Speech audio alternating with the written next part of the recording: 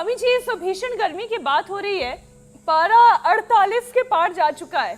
भीषण गर्मी की वजह से रेड अलर्ट घोषित किया गया है। योग के साथ साथ हीट स्ट्रोक से बचने के लिए क्या क्या करने की जरूरत है, जो हमारा रोजाना का रूटीन है उसमें क्या क्या चेंजेस, क्योंकि छोटे छोटे बदलाव भी कई बार बड़े कारगर साबित होते हैं। तो स्वामी जी, घर से निकलने के साथ साथ और घर वापस लौटने तक हमारा रूटीन क्या होना चाहिए इस गर्मी में? और मुझे याद आ रहा है मीनाक्षी कि जब हम बचपन में घर से निकलते थे ऐसे मौसम में कहीं स्कूल जाने के लिए, तो एक बात अक्सर कही जाती थी स्वामी जी की पेट खाली होगा तो लू लग जाएगी। हाँ, ये क्या कहानी है, जरा ये भी समझाइए।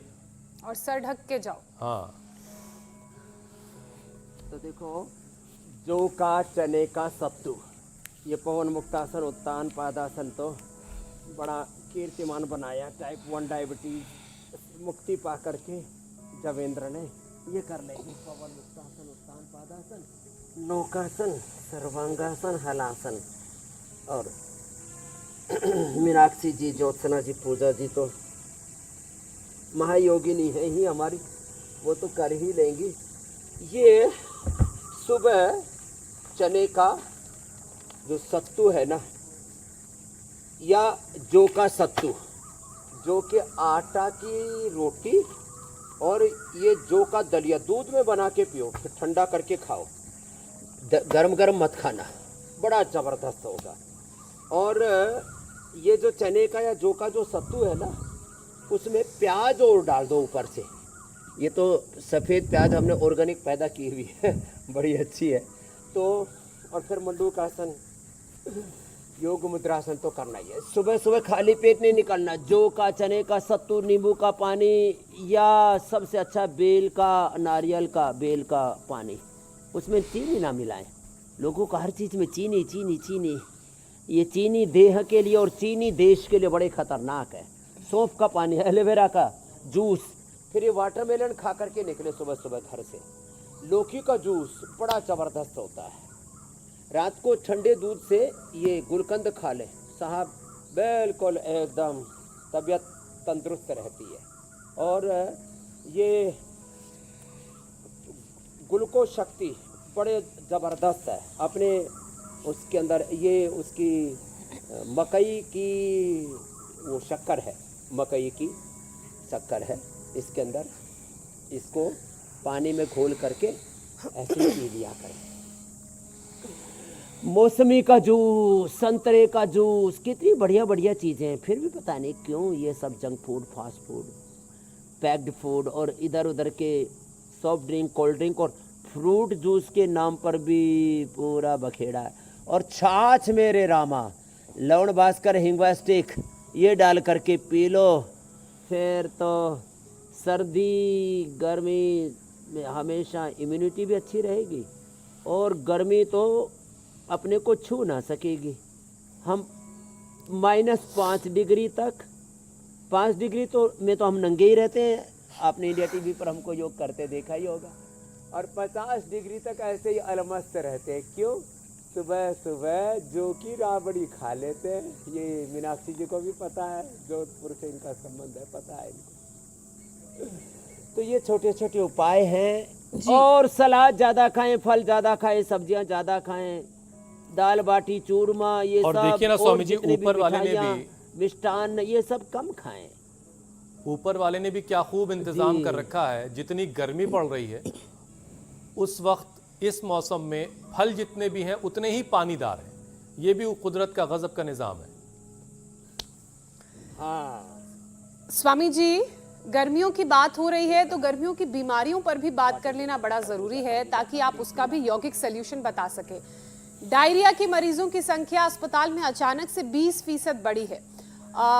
एक और परेशानी ये देखने को मिल रही है कि लोग खाना खाने के बाद उल्टी, पेट में ऐंठन, दर्द की शिकायत कर रहे हैं। ये क्यों हो रहा है और इसका क्या उपाय है? इस परेशानी से कैसे निदान मिल सकता है? लेट करके पवन मुक्तासन, बैठ करके मंडूकासन और पद्मासन में बैठ के योगा मुद्रासन, ये तो आसन रोज कर लेने हैं 2-3। आपने भी बहुत अच्छा किया। वज्रासन में बैठ के मंडूकासन करो। कैसे करते हैं? अब नहीं, वज्रासन इसको कहते हैं। ये इसमें तुमने पंजे ऐसे खड़े कर रखे थे, ऐसे नहीं रखना, ऐसे रखना, भेड़िया बाहर पंजे अंदर, ऐसे बाहर निकाल, ऐसे बैठा कर, थोड़ा उल्टा करके भी इतना ठीक हो गया, सीधा करना भी, जाओ बैठो बैठा, बहुत अच्छा।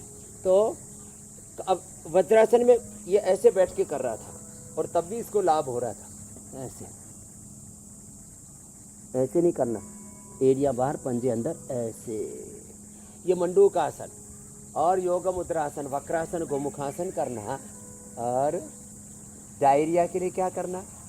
डायरिया के लिए अनार और दही, ये सब गोल दही या छाछ में डाल करके, बेल, इससे पेट एकदम ठीक हो जाता है। नहीं तो डायरिया से ना आदमी को ऐसी कमजोरी आती है जैसे मर जाएंगे।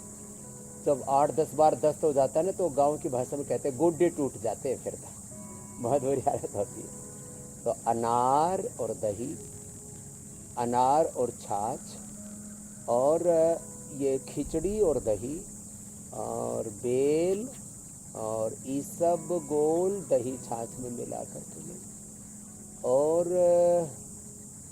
घी, मीठा और दूध नहीं लेना जिनको डायरिया हो जाए।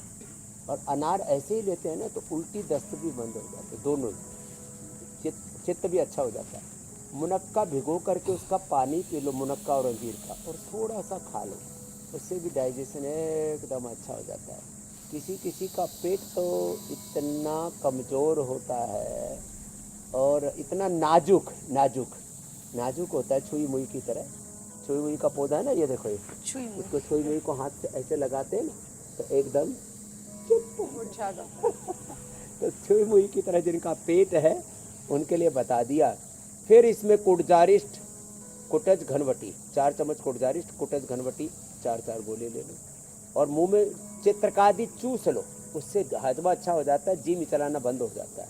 और हमने एक नई औषधि बनाई है कोलोग्रीट, वो तो इसके लिए अप्रतिम है, तो उल्टी दस्त किसी को नहीं होगा। और किसी किसी को गर्मी में, वैसे ही गर्मी बढ़ रही है और पेट पूरा सूख जाता है, आंतों से मल चिपकता, छोड़ता ही नहीं, तो त्रिफले का पानी या त्रिफला चूर्ण बहुत ही ज़्यादा हो जाता है, तो ये शुद्धि चूर्ण हम देते हैं। ये शुद्धि चूर्ण सामान्य कब्ज में तो अभयारिष्ट से ही गुजारा हो जाता है त्रिफला से, और ज़्यादा कब्ज हो जाए तो उधर कल्प चूर्ण या शुद्धि चूर्ण, ये तो रात को तो आधी चम्मच, सुबह सुबह तो 2 ही ग्राम तेज गर्म पानी से ले लो, पेट ऐसे सफाई हो जाती है जैसे बादल से फटते हैं ना हिमाचल में, उत्तराखंड में, ऐसे पेट साफ होता है।